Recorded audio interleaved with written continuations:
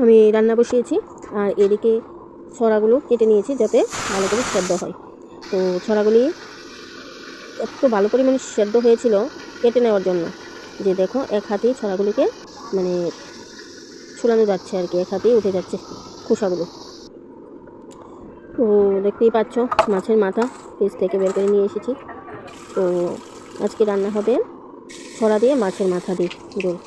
তো আমি একটাই মাছের মাথা নিয়েছি, বেশি লাগবে না।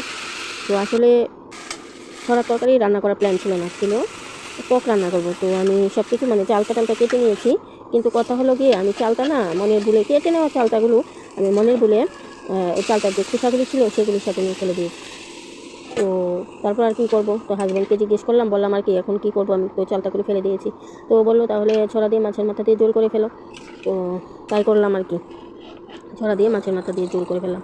আর এদিকে দেখতেই পাচ্ছ রেখি শাকগুলি আমি ভালো করে ধুয়ে নিচ্ছি, ধুয়ে তারপর কেটে নিয়েছি। কেটে নেওয়ার পর আমি কিছু ফোড়ন দিলাম না, শুধু শুকনো লঙ্কা ফোড়ন দিয়েছি। শুকনো লঙ্কা ফোড়ন দিয়ে আমি রেখি শাকগুলি করে নিলাম। তো আজকে ব্লগটা শুরু করেছিলাম সকাল 8টা থেকে। তো এদিকে দেখো আবার লাউ পাতা নিয়েছি, লাউ পাতাগুলিকে হালকা একটু লবণ দিয়ে একটু মেখে রেখেছি। তারপর সব সরঞ্জাম রেডি করে নিয়েছি, এগুলি দিয়ে হবে ইলিশ শুটকির বড়া, ঠিক আছে। তো দেখো বড়াটা আমি বানিয়ে নিচ্ছি।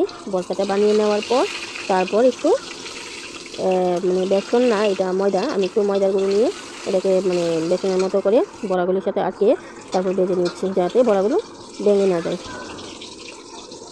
আর খেতেও ভালোই লাগে, একটু মচমচে লাগে, ভালো লাগে খেতে, দেখতেও কি সুন্দর হয়েছে দেখো। তো সবশেষে আমি স্নান টান করে চলে এলাম পুজো দিতে, পুজো দেওয়ার জন্যে। তো আজকে আর পুজো দেখাবো না, শুধু এতটুকু অল্প একটু করেছি। তো দেখো আমার হাজব্যান্ড কত ফুল এনে দিয়েছে আজকে পুজো দেওয়ার জন্য। তো প্রত্যেক দিন আমার হাজব্যান্ডই ফুল তোলে, কারণ ও তো সকালবেলা ঘুম থেকে উঠে, আর আমি ঘুম থেকে সকালবেলা উঠতে পারি না সত্যি কথা বলতে। তো ওই ফুল আনে। এখন আমার পুজো দেওয়া শেষ, তো এখন বাজে 1:30টা। তো অন্যদিন পুজো দিয়ে তারপর একটু রেস্ট করে তারপর ভাত খাই। তো আজকে যেহেতু এত বেলা হয়ে গেছে তো আর রেস্ট করবো না।